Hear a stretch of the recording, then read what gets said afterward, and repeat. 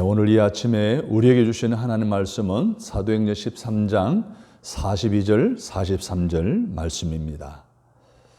그들이 나갈새 사람들이 청하되 다음 안식일에도 이 말씀을 하라 하더라. 회당의 모임이 끝난 후에 유대인과 유대교에 입교한 경건한 사람들이 많이 바울과 바나바를 따르니 두 사도가 더불어 말하고 항상 하나님의 은혜 가운데 있으라 권하니라. 아멘. 하나님의 은혜 안에 거하려면 이라는 제목으로 말씀을 들으려고 합니다. 오늘 본문에 보면 바울과 그 일행이 비시디아 안디옥에 머물게 됩니다. 안식일마다 회당에서 예수의 그리스도 되시는 복음을 설교를 하게 됩니다. 설교를 마치고 나가려는데 다음 안식일에도 설교를 해달라는 부탁을 받습니다. 그리고 회당에 나올 때에 유대인과 유대교에 입교한 경건한 많은 사람들이 사도 바울을 따라서 나와요. 은혜 받았다는 거죠. 그때 바울이 그들에게 이렇게 이야기합니다. 따라서 합니다. 항상 하나님의 은혜 가운데 있으라. 오늘 저와 여러분도 항상 하나님의 은혜 가운데 있으면 좋겠습니다. 초신자들에게나 아니면 오랫동안 신앙생활을 한 사람들이 순수한 신앙인으로 살아가려면 하나님의 은혜 안에 거해야 됩니다. 아마추어라는 말과 프로라는 말이 있습니다. 아마추어는 아주 또 미진하고 서툴고 미숙하다는 의미가 있죠. 그런데 숙련된 전문가라고 하는 것은 바로 프로를 의미합니다. 이 아마추어와 프로는 서로 대비되는 말로 쓰이죠. 이 아마추어의 라틴어는 암아토로라고 하는 단어인데요. 이 암아토로라는 단어는 돈이나 명예에 팔려 종속된 채 사는 삶이 아닌 그것을 진정으로 사랑해서 어떤 대가나 보상을 바라지 않고 종사하는 사람을 가리키는 것이 바로 아마추어입니다. 그래서 라틴어인 암아토로를 번역하면 그것을 사랑하는 사람이라고 할 수가 있습니다. 진정 사랑해서 순수한 신앙인으로 최선을 다하는 삶을 살아가는 이런 사람을 우리는 아마추어 신앙인이다 라고 말할 수가 있습니다. 이처럼 신앙생활에도 아마추어가 있습니다. 프로가 있습니다. 대부분의 아마추어는 누구입니까? 새신자, 새가족, 아니면 신앙생활을 오래 한 순수한 신앙을 가진 성도들을 가리켜서 우리는 아마추어 신앙인이다 라고 말할 수가 있습니다. 이 아마추어인 이들은 순수하게 주님을 사랑하기 때문에 하나님 앞에 나아가 하나님의 은혜에 감사함으로 예배를 드립니다.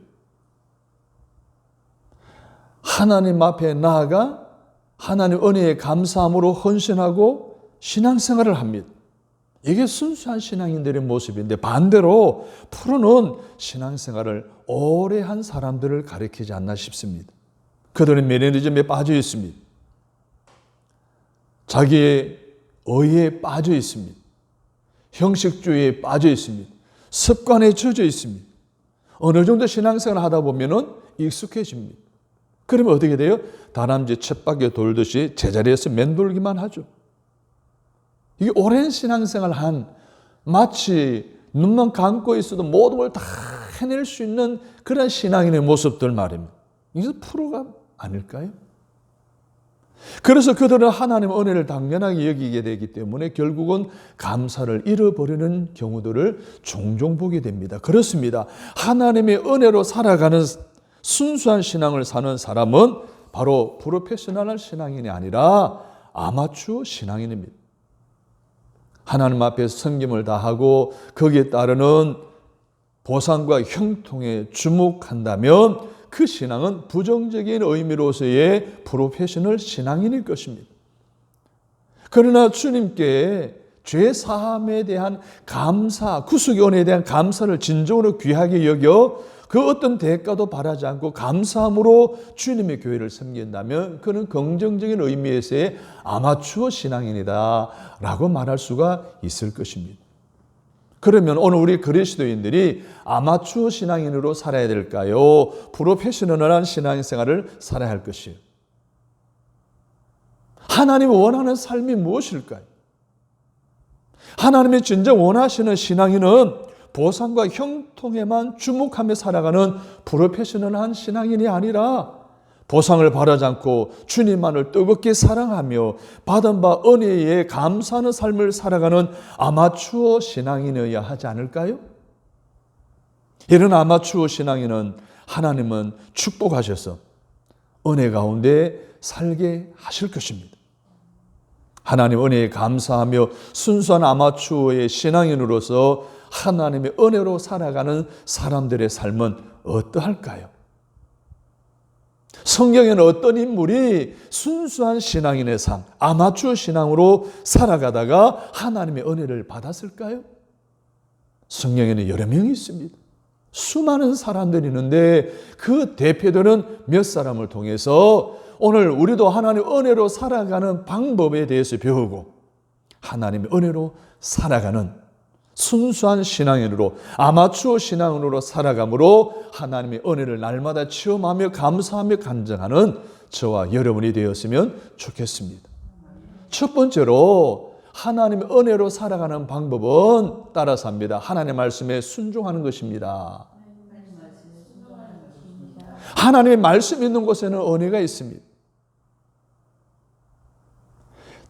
하나님의 말씀에는 은혜가 있기 때문에 그렇습니다. 특히 그 하나님의 말씀을 아멘으로 받으면 내 마로 채워주는 말씀의 분량을 따라 은혜가 넘치도록 흘러 들어가게 되어 있는 것이 성경의 진리입니다. 그러나 하나님의 말씀으로 받지 않고 받아들이지도 않고 듣지도 않으려면 은혜도 임하지 않게 되는 거예요. 계시록 1장 3절에 보면 이 예언의 말씀을 읽는 자와 듣는 자와 그 가운데 기록한 것을 지키는 자는 복이 있나니 때가 가까움이라. 아멘.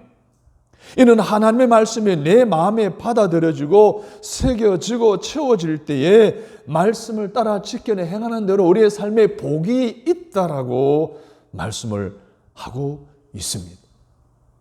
그렇습니다. 우리 말씀을 들어야 됩니다. 그 말씀을 믿어야 됩니다. 마음에 새겨야 됩니다. 채워야 됩니다. 채운 만큼 오늘 그 말씀을 따라 살아가는 우리에게는 하나님의 약속하신 요한계시록 1장 3절의 말씀대로 복이 임하는 줄로 믿습니다. 그래서 하나님의 말씀이 들려질 때 우리는 어떤 자세를 취해야 됩니까?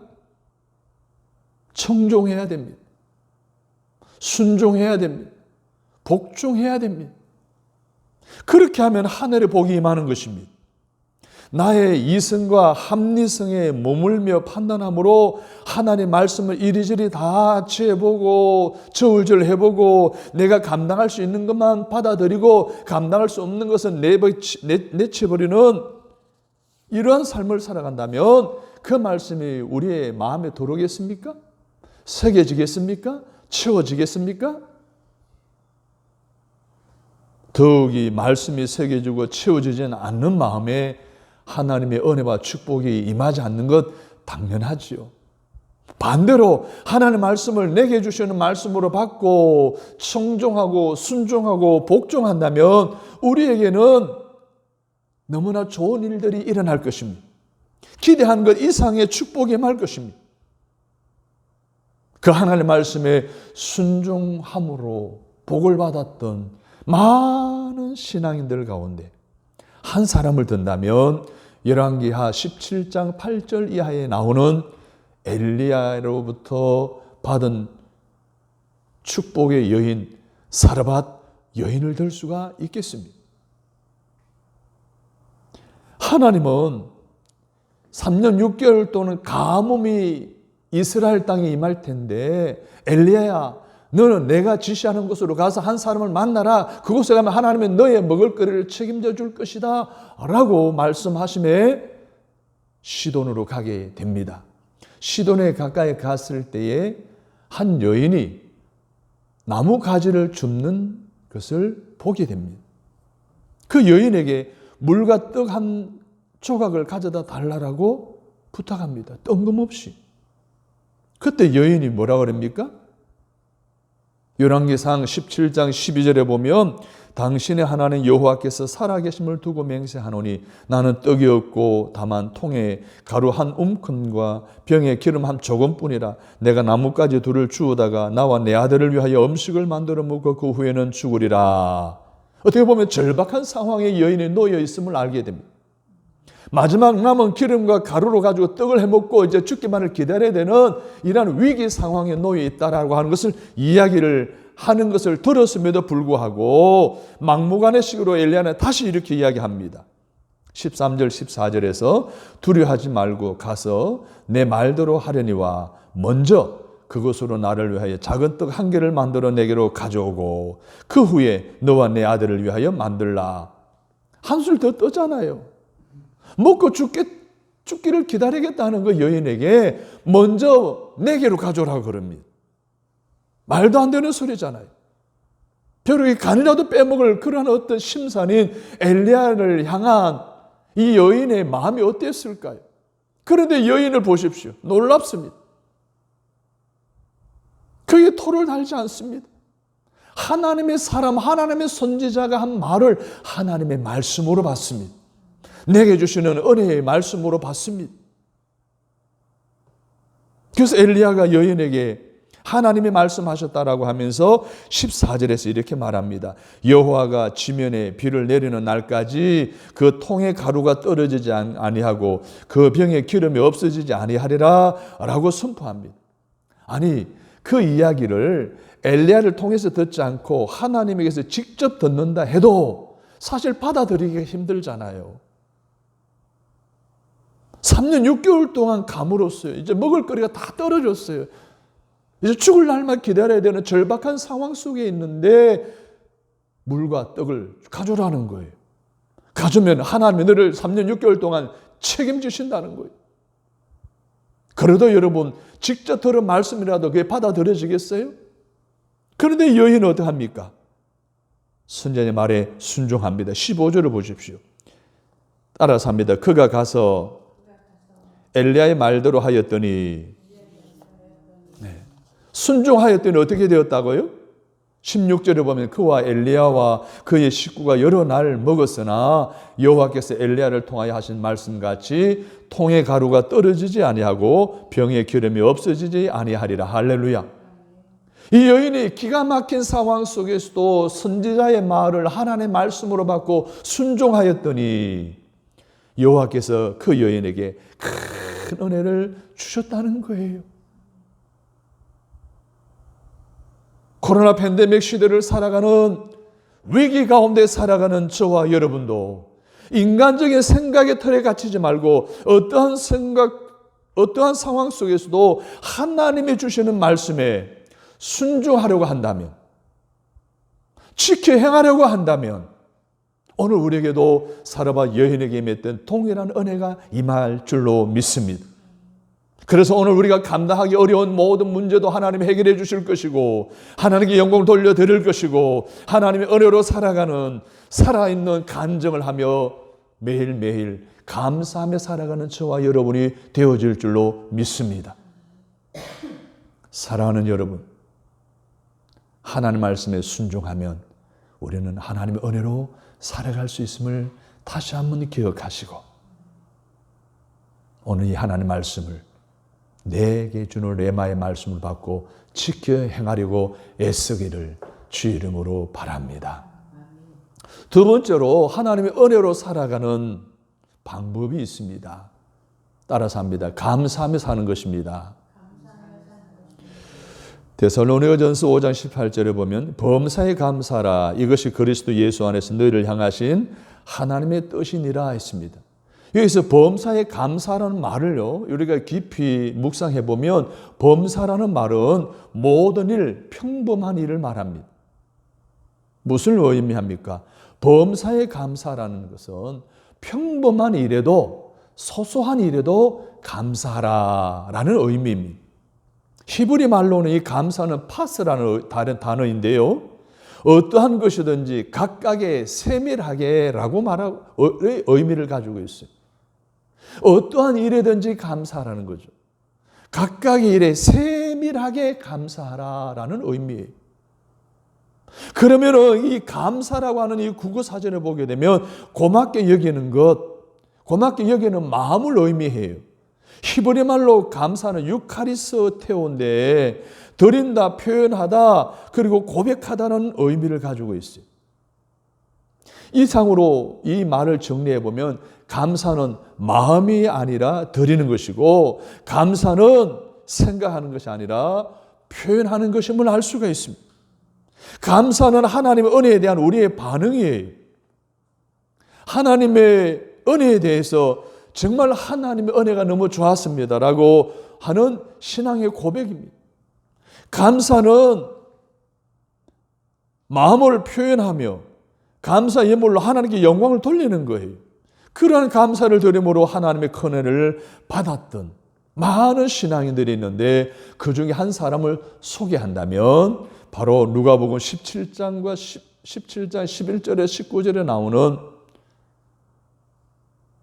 병 고침 받은 한 사람입니다. 예수님이 예루살렘으로 가시다가 한 마을에 들리셨는데 그 마을에서 마을 어귀에서 10명의 한생병자들이 튀어나와서 예수님께 아뢰입니다. 우리를 불쌍히 여기소서. 우리를 고쳐달라는 거죠. 평생 저주받은 인생으로 살아간 우리를 치료자이신 예수님께 고쳐달라고 부르짖는 거예요. 그 부르짖는 소리를 들으시고 예수님께서 가서 제사장들에게 너희 몸을 보이라 하셨더니 그들이 가다가 깨끗함을 받았습니다. 10명의 사람들이 다 깨끗함을 받았는데 그 중에 한 사람이 자기가 나은 것을 보고 큰 소리로 하나님께 영광을 돌리며 돌아와 예수의 발 앞에 엎드려 감사했다라고 성경은 기록하고 있습니다. 그는 사마리아인이었습니다. 그때 예수님께서 그 한 사람을 향해서 10사람의 고침을 받았는데 나머지 9은 어디 갔느냐? 나머지 9은 치료받은 것에 급급하여 이제 제사장에게로 갔고 가족에게로 갔어요. 그런데 한 사람 사마리아인만이 돌아와서 예수님 앞에 무릎 꿇고 살해하고 예수님께서 그에게 육신의 질병뿐만 고쳐주신 것뿐만 아니라 영혼의 구원도 허락해 주셨습니다. 그에게 이르시되 일어나 가라 내 믿음이 너를 구원하였느니라 라고 하시며 큰 은혜를 그에게 허락해 주신 거예요. 사랑하는 여러분, 믿음의 성숙할수록 감사하죠. 은혜가 충만할수록 감사하며 살아갑니다.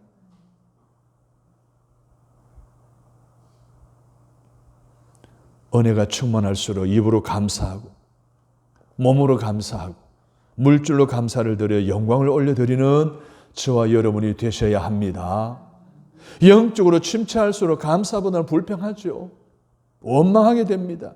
믿음이 없는 사람들일수록 빈 깡통 소리 나는, 요란한 소리 나는 것처럼 불평의 소리를 요란하게 내는 거예요. 그래서 우리가 주님께 드려야 할 가장 중요한 열매는 바로 감사의 열매예요. 감사는 하나님의 은혜로 살고 있습니다라는 신앙 고백입니다. 감사는 앞으로 하나님 은혜로 살겠습니다라는 소망이고 믿음의 소망입니다. 충만한 은혜로 살기를 원한다면 한센병 고침받은 사마리아 사람처럼 입으로 크게 감사하시기를 바랍니다. 그리고 행동으로 감사를 표현하시기를 바랍니다. 그리고 더 나아가서 하나님께 감사로 영광 올려드리는 저와 여러분이 다 되시기를 주님의 이름으로 축원합니다. 여러분, 은혜가 넘치는 곳에는 감사가 넘칩니다. 불평과 원망이 넘치는 곳에는 사탄의 역사만 있게 되는 거예요. 하나님의 은혜를 깨달은 사람일수록 감사가 있습니다. 하나님의 은혜에 감사의 고백으로 살아가는 저와 여러분에게 구원의 복이 있기를 하나님의 은혜로 살아가는 하나님의 축복이 있기를 주님의 이름으로 간절히 축원합니다. 세 번째로 하나님의 은혜로 살아가는 방법은 믿음의 계대를 이어주는 것입니다. 성경에 보면 믿음의 조상 아브라함이 있습니다. 복의 근원 아브라함이 있습니다. 그가 받은 복이 5가지가 있어요. 개인의 복이에요. 가정의 복이에요. 가문의 복이에요. 민족의 복이에요. 열방의 복이 있어요. 그런데 이 아브라함의 복을 받았던 이삭과 야곱, 요셉으로 이어지는 이 축복의 계대가 신앙의 계대를 통해 이어졌다는 거예요. 다시 말해서 후손들에게, 자녀들에게 신앙의 계대를 이어주었더니 이 아브라함의 복도 이어지더라는 거예요. 자, 그렇다고 한다면 우리는 우리의 신앙을 우리의 후손들과 자녀들에게 이어주도록 노력해야 되지 않을까요? 내가 믿은 하나님을 그들로 믿게 하고 내가 만난 예수님을 그들도 만나게 하는 신앙의 계대를 이어주고 신앙의 믿음의 계대를 이어주는 이러한 일들을 집중해야 된다는 것을 우리에게 말씀해 주고 있는 거예요. 왜 그렇습니까? 이러한 가정을, 이러한 가문을, 이러한 개인들을 하나님의 은혜로 살도록 축복해 주시기 때문이에요. 구약에 보면 신앙의 계대를 이어간 한 가정을 보게 됩니다. 룻기서 1장에 보게 되면 나오미에 관한 이야기가 나옵니다. 나오미가 살던 지역에 가뭄이 와서 먹고 사는 문제로 이민을 가게 됩니다. 모압 땅으로 이민을 남편과 두 아들을 데리고 가죠. 근데 그곳에서 남편도 잃어버리고 두 아들도 잃어버립니다. 기가 막히죠. 원래 나오미라는 이름의 의미가 환희예요. 하나님의 은혜로 사는 사람이라는 의미를 가지고 있어요. 그런데 하나님의 은혜는커녕 남편도 잃어버리고 두 아들도 잃어버렸어요. 누구만 남습니까? 자기와 두 아들의 부인들인 두 며느리만 남습니다.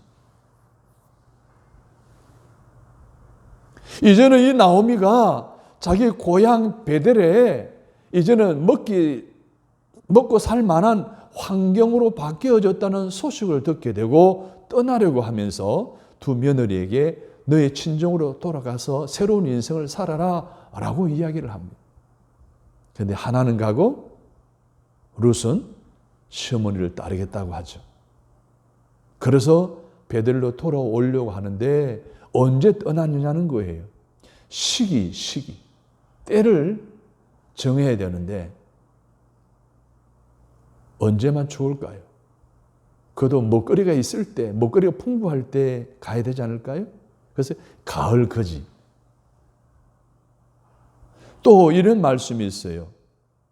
하나님의 베들레헴 땅에 복을 주셨기 때문에 룻기서 1장 6절에 보면 그 여인이 모압 지방에서 여호와께서 자기 백성을 돌보시사 그들에게 양식을 주셨다 함을 듣고 이에 두 며느리와 함께 일어나 모압 지방에서 돌아오려 하여 라고 했습니다. 하나님이 고향 땅에 다시 먹거리가 있으니까 가을 거지니까 그 때를 맞춰서 고향으로 돌아오려고 한다라고 우리는 생각할 수 있어요. 그런데 또 다른 이유가 있어요. 영적인 이유에 이게 바로 나오미의 신앙이에요. 이 나오미의 신앙을 며느리 룻에게 이어줘요. 그래서 나오미와 룻이 하나님의 은혜 안에 살게 된다는 이야기예요. 더 구체적으로 말씀을 드리면 시어머니 나오미의 삶을 통하여 하나님을 만나는 룻이 친정집으로 돌아가라는 나오미의 권면에도 불구하고 나오미를 따르겠다, 시어머니를 따르겠다라고 고백한 멘트가 있습니다. 룻이 이르되 내게 어머니를 떠나며 어머니를 따르지 말고 돌아가라 강권하지 마옵소서. 어머니께서 가서 사는 곳에 나도 가고 어머니께서 머무시는 곳에 나도 머물겠나이다. 어머니의 백성이 나의 백성이 되고 따라서 합니다. 어머니의 하나님이 나의 하나님이 되시리니. 야, 보세요. 지금 모압 이방 땅에 하나님 모르는 지역으로 이민을 가서 남편 두 아들 잃어버리고 두 며느리만 얻게 되었는데 이 나오미가 며느리들에게 신앙을 잘 전수한 거예요. 나오미의 시어머니 하나님은 나의 하나님이 되겠다는 거예요. 모시겠다는 거예요. 그런 신앙으로 살겠다는 거예요. 룻이 고백한 내용에서 나오미의 신앙을 살펴볼 때에 그녀는 하나님을 정말 사랑하는 순수한 아마추어 신앙 가지고 있는 거예요. 이 아마추어 신앙으로 순수한 신앙으로 룻 며느리에게 소개하였고 누구를 하나님을 만나게 하였고 그 하나님을 나의 하나님으로 고백하게 하였다는 거예요. 그러한 신앙의 삶을 살았던 나오미가 고향으로 돌아가는 시기를 정할 때 아무렇게나 정하겠어요? 하나님을 묻지 않겠어요? 하나님 언제면 가장 좋을까요? 기도하지 않았을까요?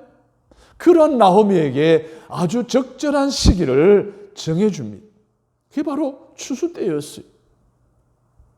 추수 때를 택하여 하나님께 감사의 제사를 드리기 위해 그 때를 택하였다는 거예요. 감사의 제사를 드리기 위해서. 이런 나오미의 순수한 아마추어 신앙을 본받은 이 룻의 순수한 신앙, 이것을 가지고 그들은 다시 고향으로 돌아옵니다. 베들레헴으로 돌아옵니다. 회복의 삶을 살아가려고 남편이고 두 아들 잃고 이게 무슨 낯짝이 두꺼우며 돌아가겠어요. 그런데도 다시 회복되어야 되겠다는, 하나님 은혜로 살아야 되겠다는 그런 각오와 다짐과 사모함으로 베들레헴으로 돌아온 거예요. 그 나오미와 룻에게 하나님은 어떻게 하세요? 큰 은혜를 주세요. 그 이후부터 하나님은 그 둘에게 은혜로 살게 하십니다. 구체적으로 보면 우리가 신앙의 계대를 이어가며 살 때에, 즉 하나님의 은혜로 살려고 한다면 하나님이 나오미에게 추수의 때를 맞춰 돌아가게 해주셨던 것처럼 정확한 때를 선택하여 복을 받고 누리게 해주신다는 사실을 믿으시기 바랍니다. 그런 나오미를 따라 하나님에 대한 믿음 안에서 하나님의 은혜로 살려고 하는 이 룻에게도 하나님의 때를 맞춰 복을 주신 것을 보게 됩니다. 신앙의 계대를 이어받은 룻에게 하나님의 은혜를 주셨을 뿐만 아니라 그에게 신앙을 전수해 준 나오미에게도 하나님의 놀라운 은혜 안에 살도록 룻을 축복하신 것을 보게 됩니다. 부모의 신앙을 본받아 살아가는 룻에게는 어떤 은혜와 복이 임했을까요? 룻기서 2장 3절에 보면 룻이 가서 베는 자를 따라 밭에서 이삭을 줍는데 우연히 엘리멜렉의 친조 보아스에게 속한 밭에 이르렀더라. 우연이라고 하는 단어가요, 우리가 주목할 단어예요. 이거는 히브리어로 미크레라는 뜻인데 생각하지 못했던, 상상하지 못했던, 깨닫지도 못했던 이라는 의미가 있어요. 보아스의 집에 추수밭으로 가게 된 거예요. 가을 거지에 그 넓은 많은 밭이 있는데 하나님이 룻을 누구 밭으로? 보아스의 밭으로 인도했다는 거예요. 이게 우연히 일어난 미크레의 축복을 룻이 받게 되었다는 말씀이에요. 룻이 나오미의 은혜와 감사로 사는 인생을 따라갔더니, 신앙생활을 따라갔더니 이처럼 미크레의 복을 받게 되었다는 거예요. 나오미도 그랬고 룻도 그랬고 미처 생각하지 못한, 상상하지도 못한, 깨닫지도 못한 하나님의 복이 굴러 들어온 거예요. 그게 바로 보아스의 밭으로 가서 이삭을 죽게 됐다는 거예요.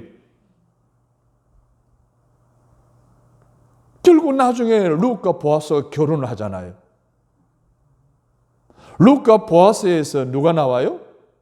이새가 나오잖아요. 그리고 이새에서 누가 나와요? 다윗이 나오잖아요. 엄청난 이 우연의 축복, 미크레의 축복을 룻이 받게 되었어요. 그럼 우연히 받은 복을 구체적으로 살펴보면 이렇습니다. 5절 룻기서 2장 5절로 8절과 14절에 보면 물질의 복에 대해서 말씀하고 있어요. 은혜로 살려고 하면 하나님 굶기지 않으십니다. 은혜로 살지 않고 내 힘으로 살려고 하니까 어려움을 당하는 거예요. 은혜로 살려고 하면 하나님의 책임져 주심을 믿으시기 바랍니다. 오늘 성경에 보니까 그가 볶은 곡식을 주매 룻이 배불리 먹고 남았더라 했어요. 빈털터리로 이민을 갔다가 다시 고향으로 돌아왔어요. 빈털터리예요. 이삭을 죽고 매일매일 연명해야 되는 그들에게 이 보아스가 뭘 주었어요? 볶은 곡식을 준 거예요. 하루하루 연명하는데 문제없게 해준 거예요. 이게 우연히 미크레의 축복이에요. 룻기 2장 15절 17절에 보면 이 룻이 보아스의 밭에서 이삭을 주운 것이 하루에 주운 것이 한 에바쯤 되었다라 했어요. 한 에바는 부피가 23리터예요. 한 말 더 되는 거예요. 한 사람이요 이삭을 주어서 23리터를 모은다는 것은 어려운 일이에요. 하나님이 주신 거예요.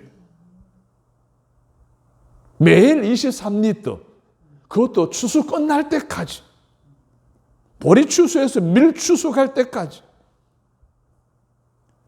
이삭을 줍는 것뿐만 아니라 보아스가 그 종들에게 뭐라 그럽니까? 헐리라는, 일부러 헐리라. 일부러 헐리라는 거예요. 그럼 웬만한 농사 짓는 사람 더 부자가 되었을 거 아니에요? 이게 미크레의 축복이었어요. 뿐만 아니라 룻기서 2장 9절에 보면 네가 그 소년들에게 명령하여 너를 건드리지 말라 하였느니라. 과부잖아요. 나오면은 나이 늙었어요. 그건 누가 눈길이라도 주겠어요? 그런데 룻은 어때요? 청산가부잖아요. 애기도 없이 남편을 잃은 처녀 같은 과부예요. 그래 얼마나 많은 남자들의 눈독을 들이겠어요. 예? 손길이 가겠어요. 그런데 이 보아스가 뭐라 그럽니까? 그 소년들에게 명령하여 너를 건드리지 말라 했다는 거예요. 무엇을 의미합니까? 우리도 은혜로 살면 하나님이 사단이 손 못 대게 하십니다. 질병이 손 못 대게 하십니다. 코로나가 손 못 대게 하시는 거예요. 우리를 사단이 가져다 주는 우한 질고로부터 지켜주시고 보호해 주시는 줄로 믿으시기를 바랍니다. 또 9절 후반절에 보니까 목이 마르면 소년들이 길어온 물을 마시라 했습니다. 이삭을 줍다가 목이 마르면 소년들이 가져가고 먹는 물을 너희들도 마시라는 거예요. 일꾼과 똑같은 대접을 해주는 걸 보게 돼요. 목마름을 갈증을 해소시켜 준다는 거예요. 우리 갈급한